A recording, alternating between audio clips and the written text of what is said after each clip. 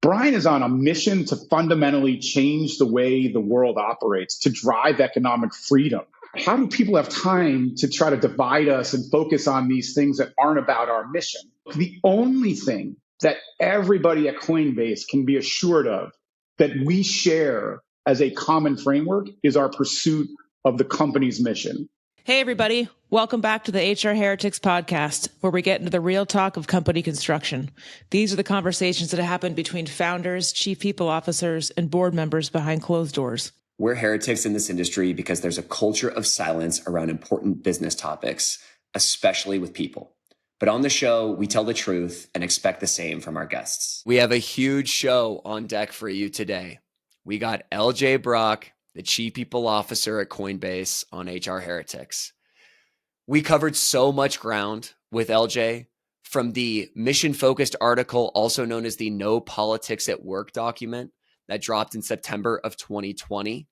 This is right after George Floyd, and Coinbase took a lot of flack for this in the media, and also LJ talked about taking a lot of flack for it personally. How that played out, what they learned, and what it's like now seeing a lot of companies adopt their policy.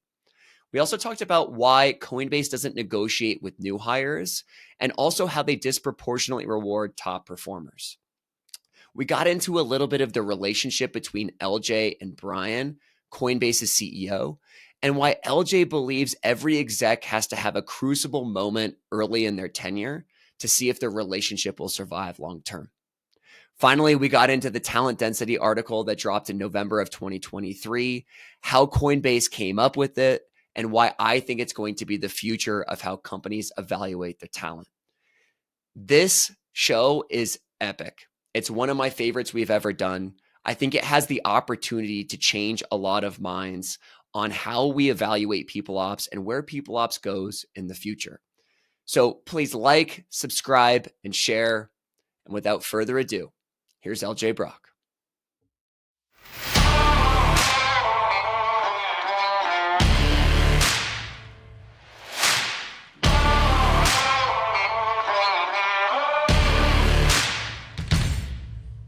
LJ Brock, welcome to the show.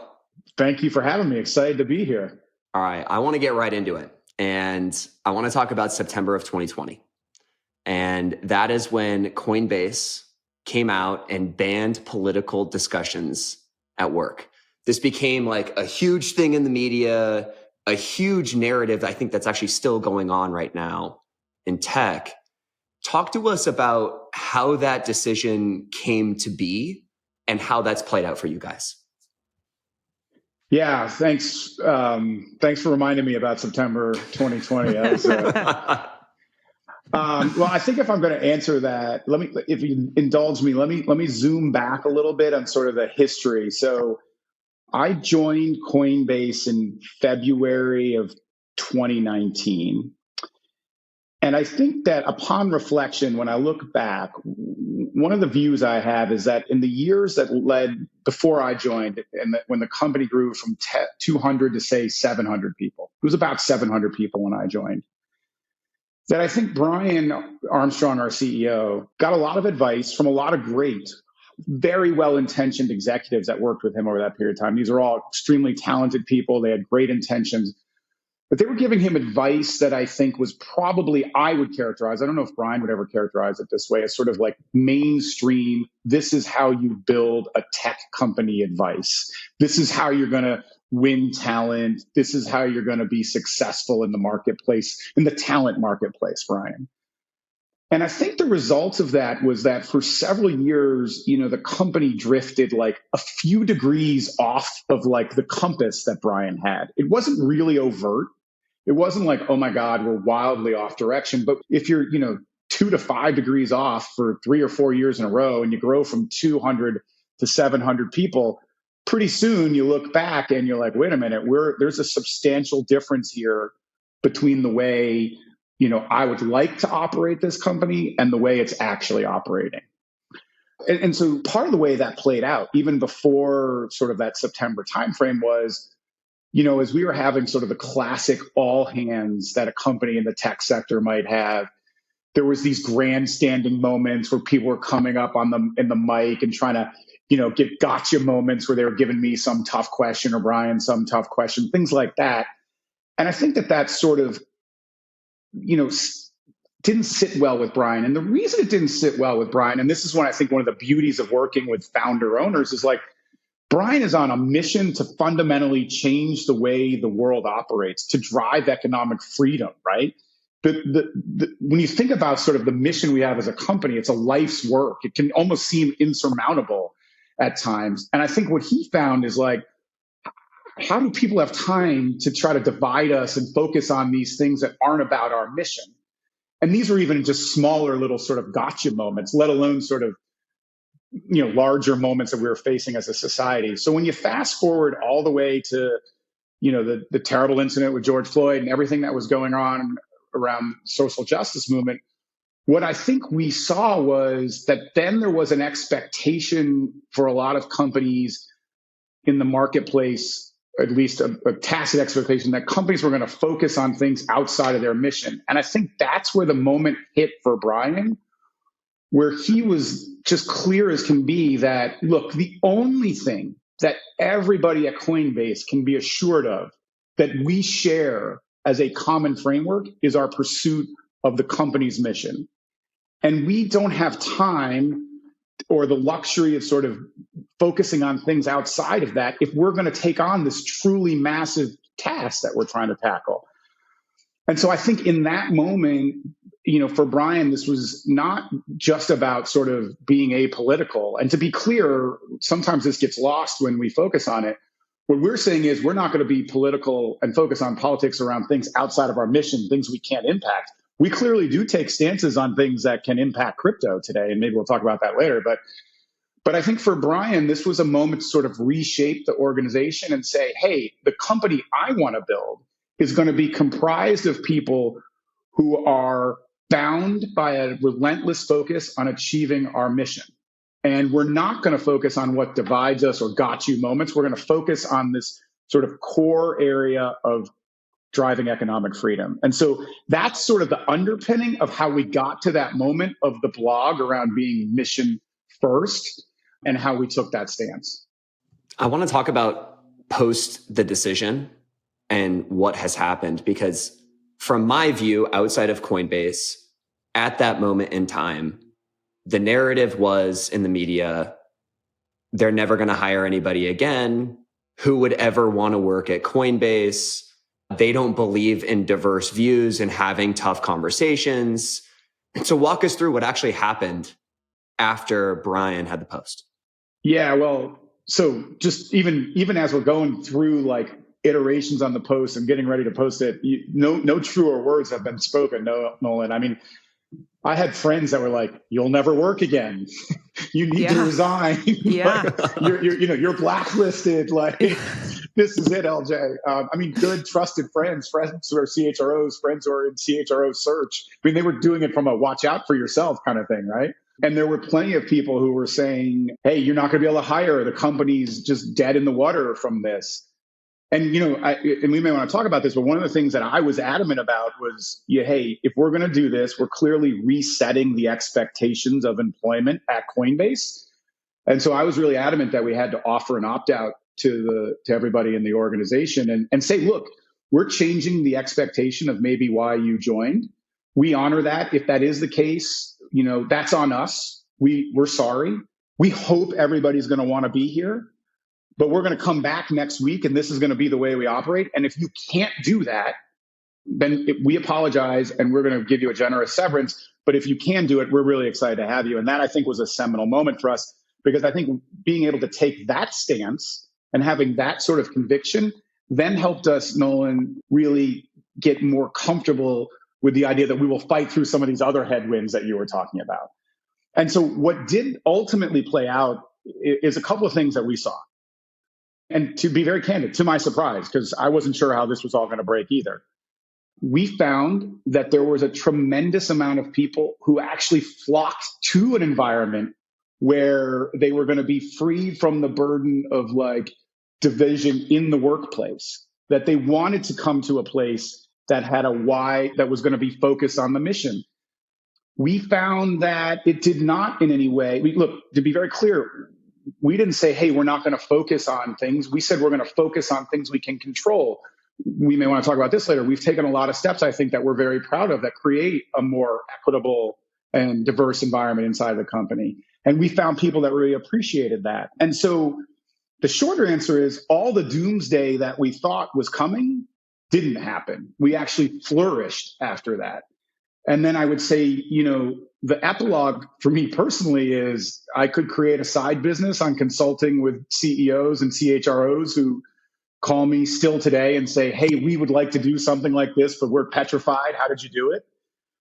And I would say that what we've probably all seen is that in this world where as the economy has sort of been a little jittery and as companies have been facing like, how do they handle and navigate this a little bit more dicey environment? We've seen some companies sort of retrench from the stances that they've taken, and yet we've stayed as steadfast as we always were.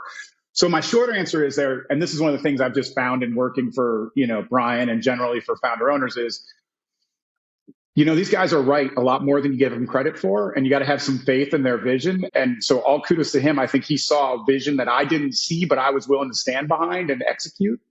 And I think we're better off for it as a company. We talk a lot about just the power of, the communities and the HR communities and to your point, how tech companies are supposed to work. And you mentioned, because I've been there, you're going to do something that's so fucking stupid. You're going to lose your job. How do you get through that? Because that's not easy. Like what got you through just keeping going? Especially years ago, did you say, I'll just go work at, somewhere else? Like what gave you comfort in continuing to do that and have that courage? Because that is not easy or common. Yeah, that's a good question, Kelly. I think a couple of things. I think one of the things, and I don't mean this flippantly, I think one of the things you want to do when you work for a founder leader, at least, and I tell this to my team that's like, I want to develop another set of CHROs and they're always asking me for tips. And I say to them like, you want to get to your near-death moment with them as fast as possible. Don't be afraid of that. Like run headfirst into your near-death moment where you two are going to go head to head and you're going to figure out, are we going to work together or are we not? And if you can have that kind of moment really quickly, then I think you come out, if you do come out, there's a chance you die and you got to go get another job. And, that's scary and I get it, but I think it's better to go through that and then find another one that you can work at. And there's a good chance you'll get through the other side. And when you get through the other side, the trust and the connection that you have helps you see through like, oof, this fear that people are painting at you. So I would say I was fortunate that Brian and I had already had our near-death moment together as CHRO and CEO. And so by the time we got to that kind of tense moment, I just had faith in our relationship. I had faith that he had my back. I wanted to have his back. And I say the other thing is, I genuinely think Brian's a really good guy. He's just a good person. And I think a lot of the things that, you see portrayed often, in the media, I suspect certainly I know at Coinbase, but at other places, if you really know the person, you don't have those fears. And I just genuinely think he's a great guy and he's somebody I wanted to work for and strive and get through this moment. So it helped me get through what you're talking about.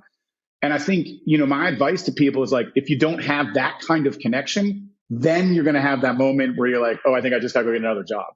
That is so interesting. I just wanted to highlight that advice. Run into a near-death moment as fast as you can, because my first head of people role, it was the opposite. Like you tiptoe around the founder, you try to build relationships by being a yes person. It is the 180 of that. And I freaking wish I had heard that 15 years ago. And my last question is, can you suss that out in the interview process? Because we talked about this with other guests like JT, Nolan, and where people like take these jobs and they go, oh shit, like 3 months in. Or is it luck? Or did you just get lucky?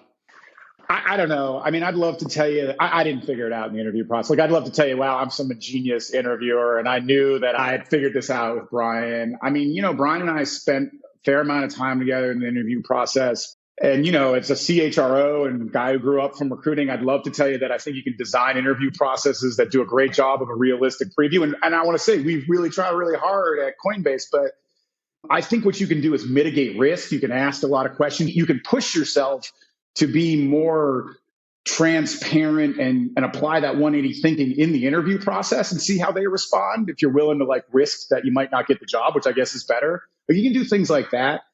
But I'm not sure that you're ever going to know until you get in there and it just happens. Right. But I think that the thing is, if you free yourself of the idea that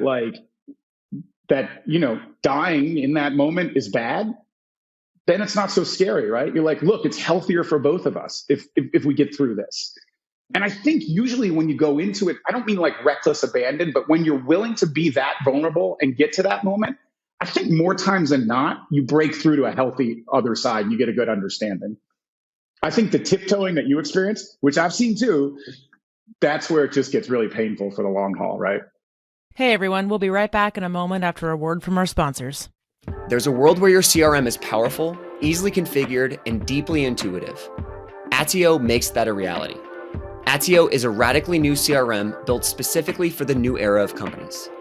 It's flexible, easily configures to your unique data structures, works for any go-to-market motion from self-serve to sales-led. Attio automatically enriches your contacts, syncs your emails and calendar, lets you create powerful reports, and quickly build Zapier-style automations. The next era of companies deserves more than a one-size-fits-all CRM with an outdated UX. Join OpenAI, Replicate, 11 Labs, and more. Try Attio instantly at attio.com. That's ATTIO.com, and tell them Nolan and Kelly from HR Heretics sent you. I think one of the things that gnaws at me a little about the HR community is that there's sort of this drive for like homogeneity. Like there's one way to do this, right? This is the way you're going to keep employees. This is the way you're going to motivate people. I've worked at consensus-driven large tech companies. I've worked at a hedge fund. I've worked at Coinbase. Like I can tell you there ain't one way in my book. And I think figuring out different ways is, I think, a beauty of our system and one that I wish we'd lean into more sort of in our profession. It's a really interesting discussion around diversity of thought, because that's actually one of the things that I've been crushed for in the past, is that I don't believe that there is room right now in the HR space for diversity of thought, especially when you're doing things that are way outside of the norm and what's established and what people say is currently okay. But you guys keep doing this. And that's what's really interesting to me. And so I actually wanted to get into, like, you guys don't negotiate. You guys went remote first, faster than anybody. You guys just dropped talent density. We'll get into those things. I actually want to get into, like, how do these things come about? Like, is it you coming up with the idea? Is it Brian coming up with the idea? How do you get the executives on board? Do you guys get the second level on board? And then how do you roll it out to the company? Because these are unique. I think Coinbase, I've said this publicly a few times, is one of the few companies that is innovating in the people space. But innovation in the people space can feel very scary, given that there is an established way of doing things. So how do you guys roll this stuff out internally? How does it come to be? Well, look, I would say of the things you listed, most of them really started with Brian is the spark behind the idea. The one that probably I really sparked more was around the comp model and the single pay target. But a lot of these really big ones is mission first, remote first, talent density. Start with Brian saying to me, Emily is our president and COO, three of us talking about this, then maybe more broadly with the exec team, like, here's something I'm thinking, here's something I'm seeing. LJ, can you help me think about this more? Can you help blow this out a little bit more? And I do think it's interesting. Look, I love it. I love our innovation model. I love the pushes we get. I got to be honest with you. It's a little bit addicting. Like I get to a point, it's like an adrenaline rush. If we haven't come out with some radical new stance after a while, I start getting a little bit like, hey, what's next kind of thing. So, part of it is you have to be a little bit of a junkie for it, I think. But I got to be honest, it's also hard for our team sometimes because look, many people have come from other environments that sort of would traditionally frown on some of the things we've done. So even just within the HR team, we often have to reprogram people to think more radically to be comfortable with the idea of letting go, the things that, I don't know, whatever these best practice or, whatever this is out there, right? So, look, Brian generally generates the idea. Then he says to Emily and me, let's blow this out a little more. We have some tools we use here. One that I think is incredibly powerful. We have this really simple thing called problem, propose, solution. And it literally is, you write problem, and it's like 1 or 2 sentences, and then propose solution, and it's maybe another paragraph or 2.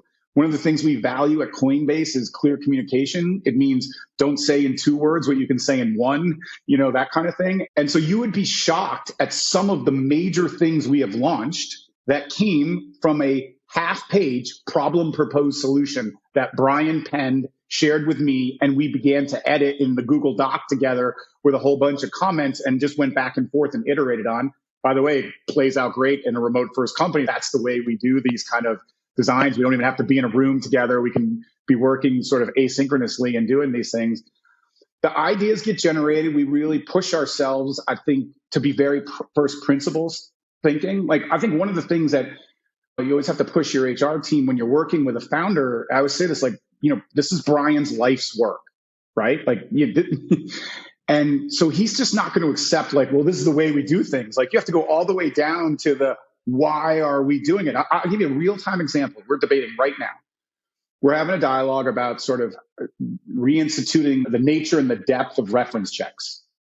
And most of my team is like, reference checks are useless. They're really time consuming. They're low signal. Well, if you go back to Brian's principle, and I know you want to talk about this separately, it's like, we want to build a talent-dense environment. I want every hire to raise the bar at Coinbase. In that lens, there's a spot for reference checks. You may have to remake what a reference check looks like, but Brian doesn't care if it adds 5 hours on average or a day to our time to fill. It's like, who cares about it? Our time to fill going from 45 days to 47 days. Did we get somebody who's going to create economic freedom, who's going to contribute to our mission? That's what matters. So, we go through a lot of these iterations with the team, and then we generally share them with the executive team for feedback. But look, I will say another aspect of our company is this idea of a DRI, a directly responsible individual. And directly responsible individuals are expected to get input, but they are not expected to get consensus. And so a lot of what you see in these things that we've produced, the reason we produce them, I think, relatively quickly and implement them successfully is because someone gets inputs, but someone makes a call, whether that's me or Brian or Emily. And then when we make that call, we move into implementation mode. And then to the last part of your question, look, I think we've done varying jobs of bringing the org along, if I'm really candid about it. I mean, I think Brian probably operates a little bit more in a like, I'll post a blog and everybody internally and externally will read it. That's where we'll get to. I have tried to inch us along a little bit in the model of like, hey, let's get our VPs and our senior leaders, understanding this blog and why we're doing it and the thought behind it. We're not taking it to committee. We're not going to derail it. But let's take the finished product and make sure we've answered their questions before we launch it so that when they get employee questions, they're armed. But no, I will say we don't have 11-layer deep change management plans on how we're going to incrementally roll this out through the company. Yep. The expectation is, hey, we've made a decision. Get on board and commit with the decision and gamble with me. Because what you said earlier, I learned this working with Henry at Carta, and Henry and Brian sound very similar. Henry was right so much more than I expected. And I think a lot of that was just coded in me of best practices and how things should be run. And then, when he comes up with an idea that's orthogonal to that, it's very scary. But it turns out he's right way more than he's wrong. And I think a lot of this has to do with just, as a leader, just trusting that we're going to gamble on this thing. And most of these decisions end up being two-way door. And so if it doesn't work, we can go back and do it the other way again, right? Do you guys talk about two-way door and one-way door decisions?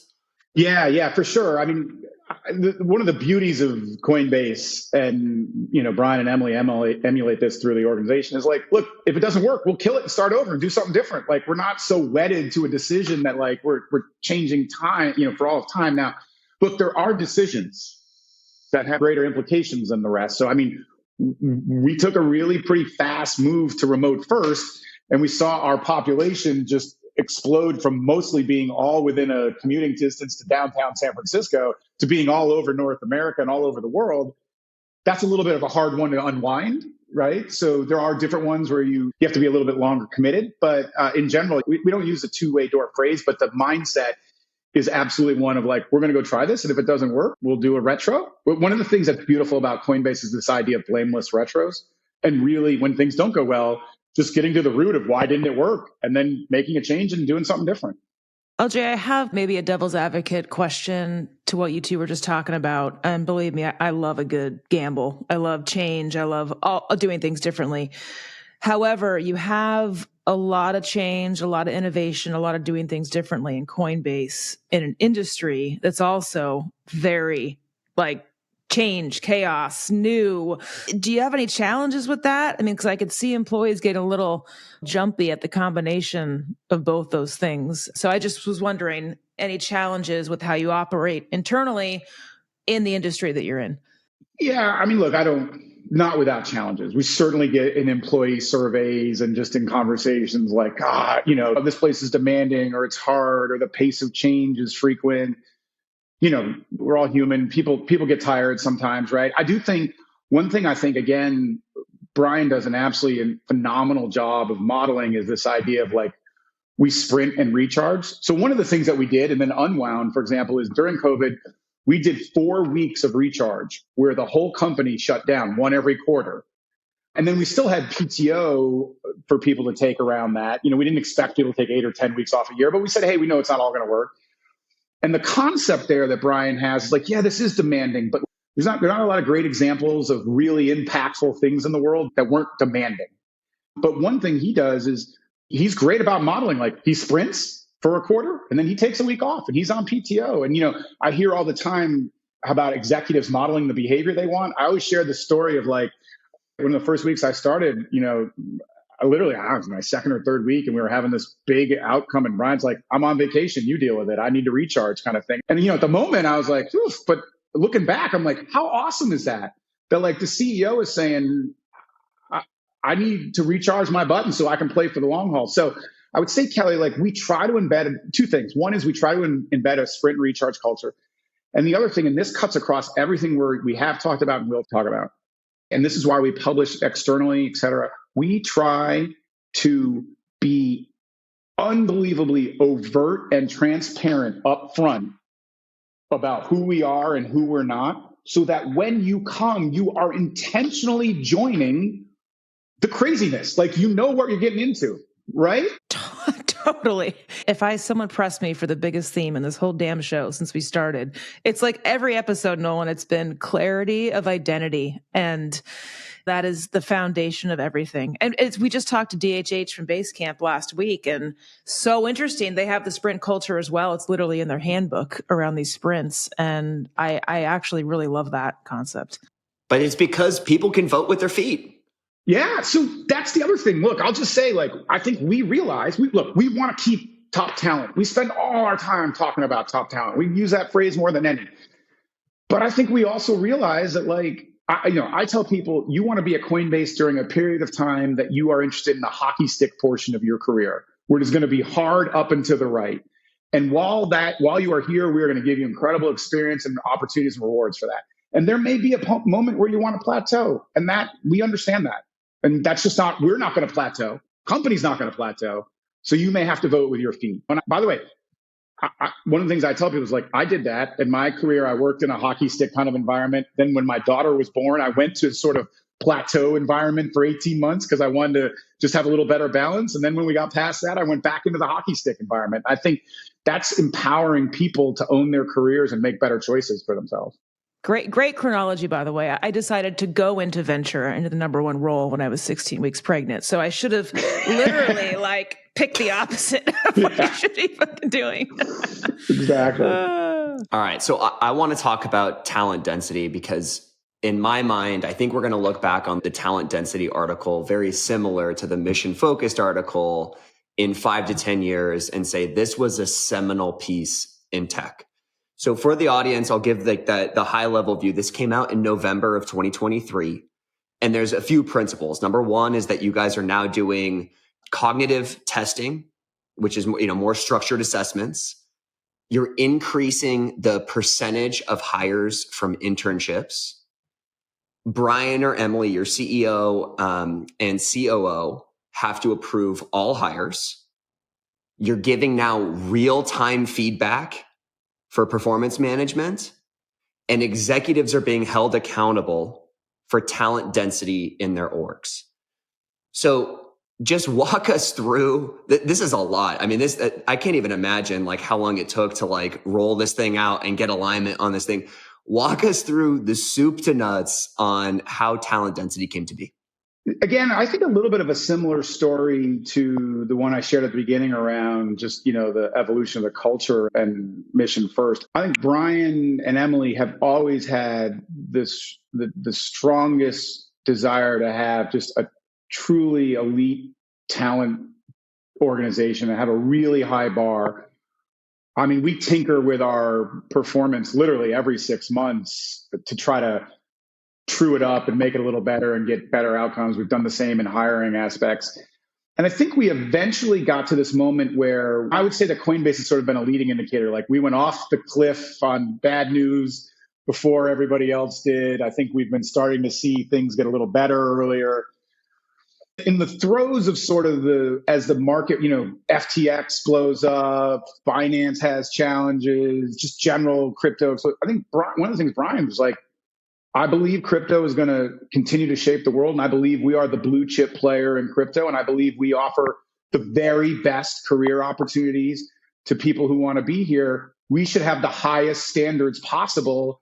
And we should be using this time to consolidate the quality of talent in the organization, and then use that learning to be an ongoing sort of way that we operate going forward. So, that dialogue sort of percolated in the background with tweaks and tweaks and tweaks, and then culminated with no, we're going to take a strong stance here. And we're going to say to our org, hey, to win over the long haul in what is still, in crypto, I don't know, my analogy is we're still probably in the bottom of the second inning or something like that, right? Like we're in it for the long haul, and we're going to need really, really committed and elite talent to win. And we want to continue to raise the bar in the organization. And that, I think that the blog and the piece was really just a sort of pulling together themes that we had discussed in disparate ways into a cohesive thing that said, this is the stance we're going to take. And whenever we do this and we publish it, again, to your comment, I'm like, you can't imagine the alignment. What gets alignment? When it goes up on the blog site and everybody's talking about it. You get alignment. I mean, there's not, suddenly like, hey, that's the way we're going, right?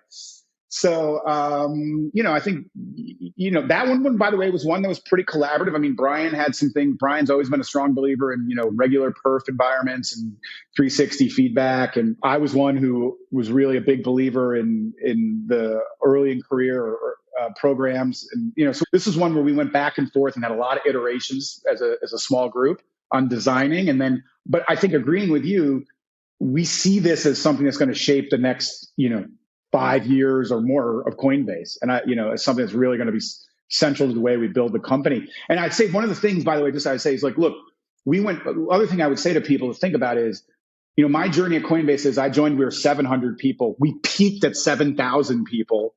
Today we sit at 3,500 people. One of the things we took away from that moment is, even with the best of intentions, did we hold ourselves to the highest standards possible on the talent bar? And our answer was probably no. That's not to say that we didn't, everybody who joined, everybody who's been here, we thought was amazing, has great talent. But were we holding the standards as high as we wanted to in the moments of run up? No, I think we would honestly say we probably started removing too much friction from our processes in the name of scale. And we wanted to take a stance right here and right now and say, we'll never do that again. We're going to prioritize the quality of our talent over anything at this point. That's so good. I want to get into, so I agree with a lot of the talent density article. I think for me, like the percentage of hires from internships makes a ton of sense. The CEO approving all offers, CEO or COO approving all offers. Naysayers will say, well, how does this scale? And it's going to move things slower. And it turns out that, we did this at DoorDash through 4,000 employees. And Tony was the only person who did it and was able to turn stuff around within 24 hours. Like that's never going to cause a problem. The one I think a lot about is real-time feedback. And I think it's aspirational. I think it's what we should be doing. I have yet to see it done in a way that is actually giving people consistent feedback. And then also like, real time is great, but it's also helpful to take a step back and get a little bit more of a macro level view. So how are you guys doing real time feedback? Yeah. So just real quick before I answer that, I will say I share with you in our offer approval, Brian and Emily, either one of them can approve it. And I always tell everybody, maybe similar to you, if you're worried that Emily Choi is going to slow down your hiring process, you haven't been on Slack with her. You can measure her response in like the nanosecond. Like, I mean, it happens, right? That's not going to be a problem. That's not going to be a problem. Really fast on that point, LJ, because you're now bringing back stories for me. One of the things that we did is we actually put the hiring manager and the recruiter on the thread for offer approval. And because we did that, they were able, they got to see exactly how Tony was responding and the questions that he had. And they were in charge of responding to those questions. Do you guys do the same thing? Yeah. So we have the entire exec team, all the recruiters in there, not all the hiring managers, but then the exec team that is sponsoring the hire underneath their org gets to answer or get the questions, or the recruiter. And I mean, look, I can tell you, so good. I'll tell you this. So we just went live last week. And I know my head of recruiting is telling me, like, he's like, dude, he's like, people are scared shitless. Like, they are rethinking every packet, every candidate. He's like, he's like, right now the pipeline's ground to the halt, but I can see how it's going to pay out, because people are like, literally, our bar has gone up overnight. I mean, yep. I will say, we had a scenario where the very first candidate that we submitted in this was rejected. I think that candidate would have been hired the week before the process went live. That's us tangibly raising the hiring bar. And I think they were rejected for the right reasons, but absent that process, I think they would have gotten through.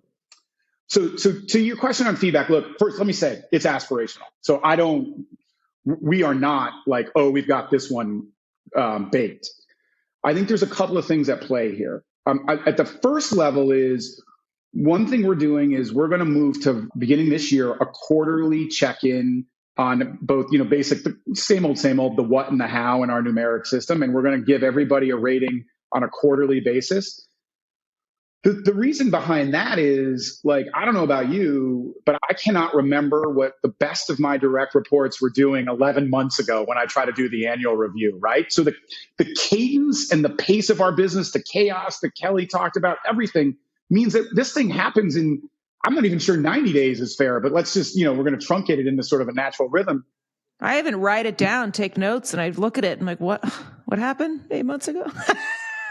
What did I say? What was I thinking? I'm like, that happened this year? I can't even remember, right? Yeah. So I think we're firstly saying, hey, we're going to try to make sure that minimally, I mean, nobody's going to put me in the Hall of Fame of CHROs off this statement, right? Like, we are minimally hoping that every employee gets one reasonable conversation from their manager once a quarter on the what and the how in their performance, and some tangible examples of that. That to me is like table stakes. The fact that that's like our minimum thing is almost, not a great moment. Like, we're just trying to get there, then we'll work up from there. Now, on the real time thing, this is one of those moments where I'm all in on Brian's right usually. And Brian has a belief, frankly, that perf systems suck. And, he has this aspiration of maybe starting another business someday to help companies do this better, but that we can use a Slack-based tool to get better real-time feedback on how people are performing in a 360 basis. And so we're in the middle right now. Brian and his chief of staff are actually sponsoring this. They're out taking bids, building mock-ups, working with our team on this, on how are we going to build this, and then how are we going to implement it. I will stipulate up front right here, right now, this will be the hardest change management we have to pull off at Coinbase, because our population doesn't love this idea of we're going to grade, they look at it as hey, we're going to grade everybody after every meeting or every interaction, or are we heading down the Bridgewater path? Yeah. That's what it sounds like.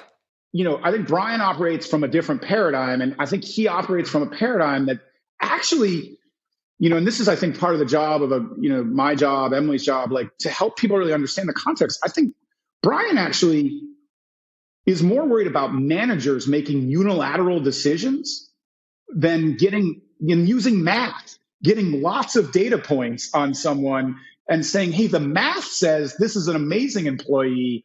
Why should I let this manager sort of unilaterally rate him a 1 or a 2, right? Without a lot of, and push that. So, again, it's like we said earlier, Nolan, Kelly, like you got to flip everything on its ear. Like, I think employees see this and they often think of it as like, oh, it's going to create this tough culture. Oh, it's designed to root me out, all that. I would say at its core, Brian is saying the law of numbers says if I can capture more and more of the quality of your deliverables and your interactions and how you're operating, the math's not going to lie. And you should be more fearful of one bad actor as a manager, triggering some bad outcome for you than you should the law of large numbers if you're a great employee and you're really delivering a lot of value. Yeah, it's so funny. It's like these employees have the same trap. They fall into the same trap that a lot of us fall into, is the same old ways of doing things. And it's just ingrained and they can't see anything else. You almost kind of like treat them like consumers, right? They have the one use case in their head with this and it's to screw me over. It's like, hey, there are 8 use cases for this new program. Let's talk through them. And that's really the change management versus the blog post. What I'm learning, though, Kelly, from this conversation with LJ is that when you talk about the intent and the problem that you're trying to solve. So like, for example, like manager bias in performance is one of the biggest problems that we've all faced because they're typically closest to the work. They have 80% of the packet that's put together for promotion. And that's the thing that we're looking at. Well, what if your manager just doesn't like you, or you guys don't get along, or there's some sort of weird fit with the manager and they have all of the power to stop your career? And LJ, it's so interesting the way that you frame it, because, when you frame it as, hey, we're trying to get more data points to ensure that we're eliminating the manager bias from holding you back, that completely reframes it in my head. And I'm hoping that it does for the company as well. Yeah, I think if we build it the right way and we connect these dots for people, it will. But I think Kelly's point's well taken. Like, it's one thing sharing Brian's intent. It's another thing like unwinding, I got 25 years of work experience telling me this kind of thing, Yeah. It's the same like formula that you all use around why you do things. It's explaining the why to everyone else from a first principles approach and bringing them along with. And ironically, that stops the town hall kind of anonymous like dings, because now they understand the why and all these things. So they all go together in this beautiful system when it's working correctly. So LJ, Kelly and I have been talking a lot about work trials. And this has been coming up, most famously at Basecamp, also at Linear. There's more and more, especially early stage, smaller companies that are doing work trials. The one piece about the talent density article that for me felt like it was missing, because basically what you guys are trying to do is increase signal, like how good is the person, like, and what do we know about them? And then to hire like the best person for Coinbase. The thing that's missing for me is like, well, why aren't you actually like getting to work with these people? So did you guys talk about work trials, and is that something that you guys are exploring? Yeah, there's 2 aspects to that. One, I would say we actually have at the end of our interview process for almost all of our roles, we actually have a work trial, what we call it, and it's a really small. I don't want to. It doesn't rise to some of what you've highlighted, but we give people a prompt. We ask them to lay out like a really basic sort of presentation on that prompt, and then they spend 30 minutes presenting it to us, or 20 minutes presenting to us, and 10 minutes fielding questions and answering those. It's not all the way to a day in the life or really running a whole project. But I will say even that 30 minutes gives incredible signal on like, is someone going to be right for our company? Are they going to think on their feet? Can they communicate in a way that's going to command the attention and respect of our leaders? And so that little window really does help. And then I would say secondarily, Nolan, my whole thing on the emerging talent or early in career talent is really 2 things. One, I think the primary adopters of crypto are earlier in career, and we need more of those people in here building products for them. And then 2, I think it's the best work trial there is in the world. I get interns to come work with us for 12 weeks And it's bidirectional. I mean, again, it's not one-sided. I want to be as transparent as possible. I keep pushing team. Like, I want these interns to leave here knowing unbelievably firmly what it's like to work at Coinbase so they can intentionally opt in or not. And I want to instrument every moment of their time with us so that we get all sorts of signal on whether they're going to be successful here or not. And at the end of that 12 weeks, I think where the signal matches, where our signal says this person's going to be successful and where their signal says this is the kind of place I work, I want to work, that bidirectional work trial, that's going to be the very best outcomes we could get. Now, the problem, I'd love to do that across the board. The problem is you're probably not going to get me to resign from Coinbase and come do a 12-week, stint at another company, that kind of thing. So it's really hard to do in the professional workplace. But that's why I'd like to see, in this emerging talent, just become a much, much bigger segment of our population. So true. You had also mentioned earlier that post the Mission First article, I think the quote you had was you are trying to be more equitable and you are now more diverse.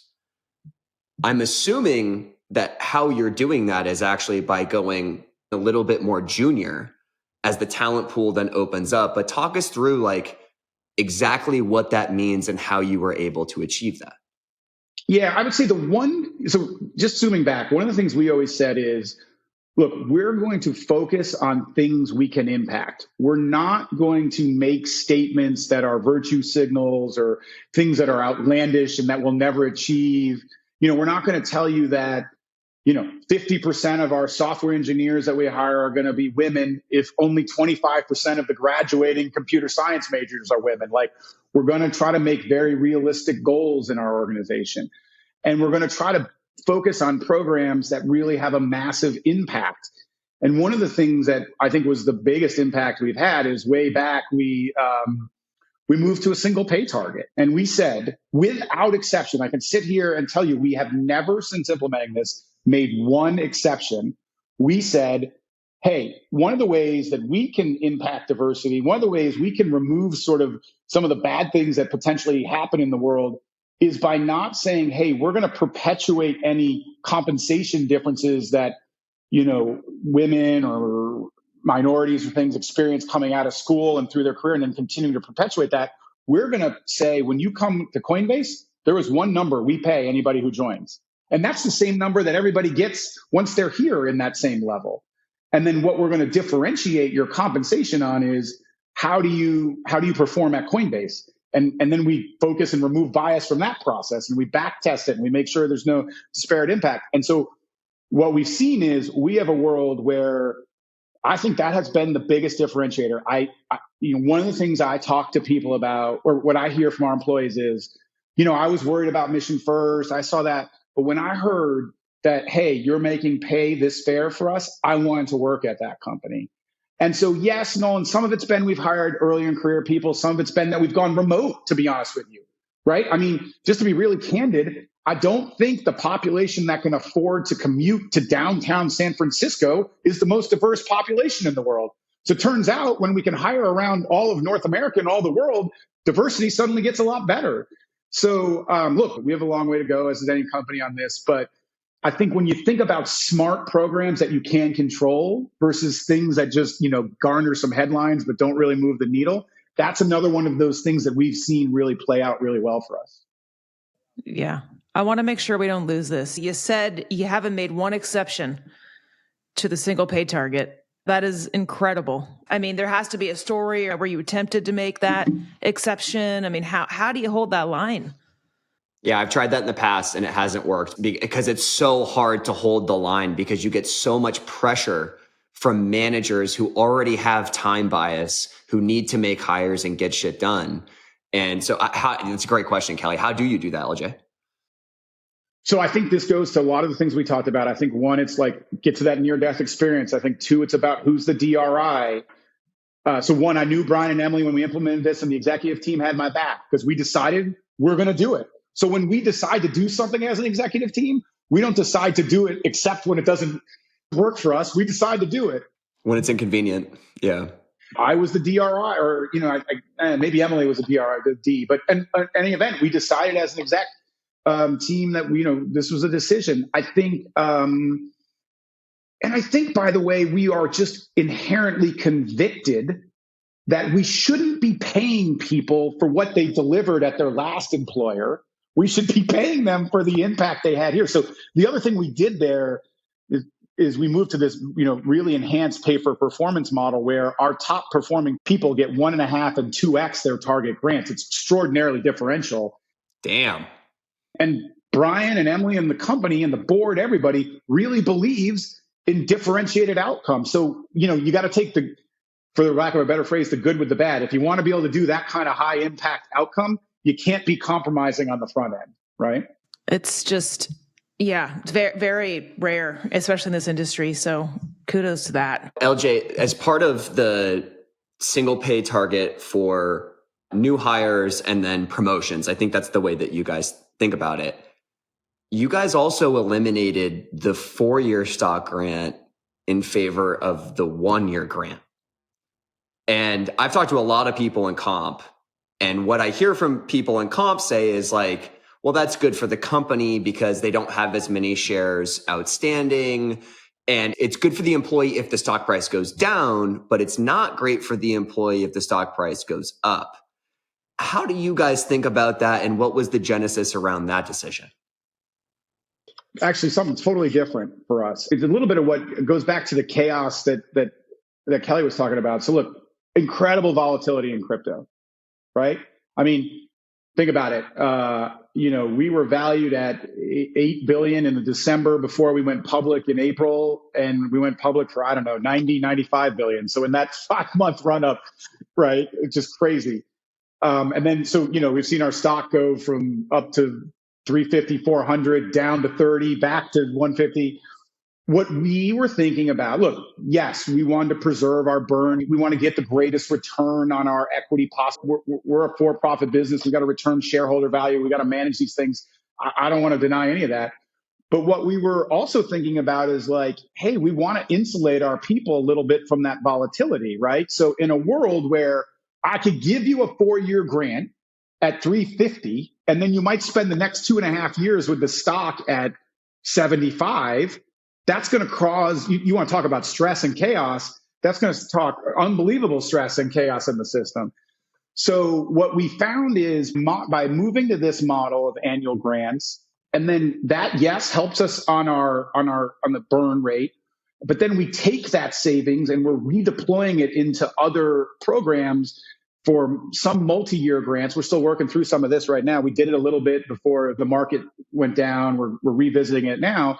We have other multi-year programs to reward people as well. So we're finding a mix, but on a regular basis, we're saying, hey, we want to provide you ownership. We want you to own stock, but we don't want you to necessarily have to ride the wave of the public markets and how they're valuing a crypto company. We want to give you the chance to sort of get pricing that's closer to the market at the time you get your grant. And I think in general, look, some people love it. I think most people have enjoyed it. Some don't. But in general, I think it's been a huge net win for us. And I would say it's another one of those examples. Brian came up with this one when he had heard about it. And I was like, all my instinct was like 3-4-year grants are the way the industry works. But at this point, I'd already been like, Brian's right. I'm going to figure out why he's right and go make it happen. And I think generally more people have moved in this direction over time than I would have anticipated. Yeah, it's because like Stripe did it, Lyft did it, and this is all, they did it before the market cratered. And my take at the time was like, this is not employee friendly. And it turned out I was wrong because markets go up, markets go down. And if the market goes down, you actually have a much bigger problem around how you're going to reset all of those people. And a lot of companies are having to do that, especially late stage private companies whose valuations haven't been reset yet. And that's really, really bad for employees. So I've been learning, watching you guys kind of like do these sorts of programs. And especially in an industry like crypto, I think it makes a ton of sense to where it's like, hey, for the standard population, we're going to do an annual grant every year. But like you're mentioning, at Google, we had these things called founders grants for like the elite people. And those are like massively sized and over a different time period for folks. And so you can come up with a mixed design that enables you to have the standard population grant and then also like for the very top performers, disproportionately rewarding them. Exactly. And Founders Grant's one of the ones that we've sort of benchmarked, and there's some others as well. That's how we're thinking about it. LJ, have you all ever played around with boxcar style grants, delayed grants based on a certain price? Curious your take on that or your experimentation with that. We haven't as of yet, really. Could be something we look at.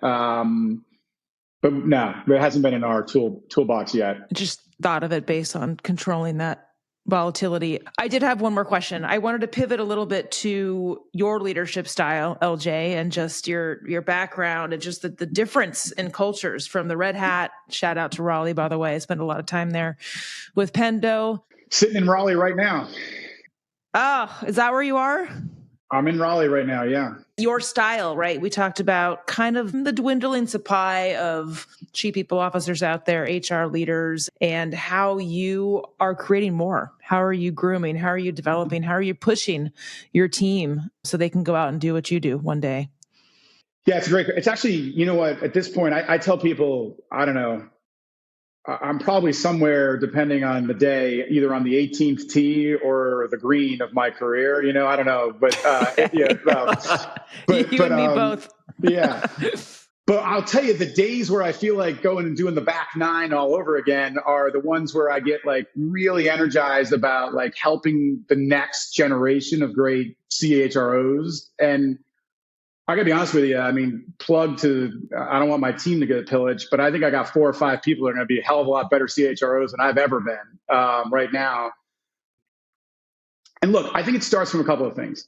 I think, what's my style? I think one is you got to get enjoyment from seeing other people surpass you, right? You have to find like this passion for helping people unlock their potential. And I think that's one of the great joys I have in doing this job.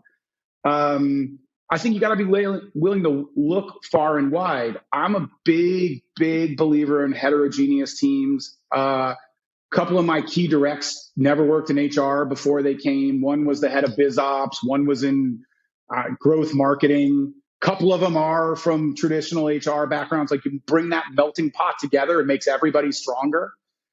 And then, back to one of our themes on this, like intentionality. So we're not always great about always doing it, but on a pretty regular basis, we have a once a week CHRO roundtable. I would think of this as like in the experience exposure education model. It's like the exposure model, where I spend 30 minutes sort of debriefing with them on something that only I experienced this week as a CHRO, how I thought about the problem, how I tackled it, what was the upshot of it, and debate with them how they would have approached it. I do a lot of rotations. I was just talking to Emily. I moved 2 people into rewards to run rewards who had 0 days background in running rewards when they got there. And she just was telling me, like, you know what? I thought you were crazy. I thought we had to have a reward expert. You were right. It's worked out. I move people around a lot. I love that, moving around. I mean, if you want to be in the seat one day, you kind of go around the world. You have to have exposure. You have to. You got to move around, right? So, I mean, look, I would say simple thing is one of the most enjoyments I get is helping people on that trajectory. I try to get people who are driven and have an interest in doing it. And then I try to create a lot of moments for them to like lean in and grow at that rate. And I'm looking forward. I know I'm going to be sitting back one day, I don't know what I'm doing, and I'll be watching them publish blogs and watching them create new things. I mean, I take great pride in these folks. They're amazing. Yeah. It's awesome. That's so cool. And I heard a leader once say, my legacy will be measured by the people that I've grown and what they do next. And that's always stuck with me. And that's the way that I've always thought about it too. LJ, like, this has been an absolutely incredible conversation. Kel, before we wrap up, is there anything else that you wanted to discuss with LJ? No, love the development of the people team. Someone asked me at Penda what one of my goals were joining there 3 years ago. I said, I want to see 6 people on this freaking team be chief people officers in the next 5 years. Thanks, Nolan. This is great. Yeah, I love it. Hopefully are they all in Raleigh? We need more chief people officers in Raleigh. We need a cohort here. I know. Yeah. I'm going out next week. Let's get a drink. But awesome. Some are, yes. But like you, the heterogeneous team, they're all over the place. So. Yeah. LJ, cannot thank you enough for the time. I learned a ton in this conversation. Our audience is going to be blown away. I think that this is going to do maybe the best numbers we've ever done. And we've had some amazing guests on this show. Thank you for your candor and your transparency, because, Coinbase has this media narrative that basically all of us, that's all we have access to. And getting it, directly from you on how things are actually done there in this sort of honest way was very illuminating for me. So thank you for the time and thank you for the transparency. Yeah, thank you for the platform. It was awesome talking to you guys. Really enjoyed it. Thank you. HR Heretics is a podcast from Turpentine, the network behind Econ 102, Moment of Zen, and Turpentine VC. Subscribe, 5 stars, share it on Apple, YouTube, Spotify, anywhere you get your podcasts, all the things.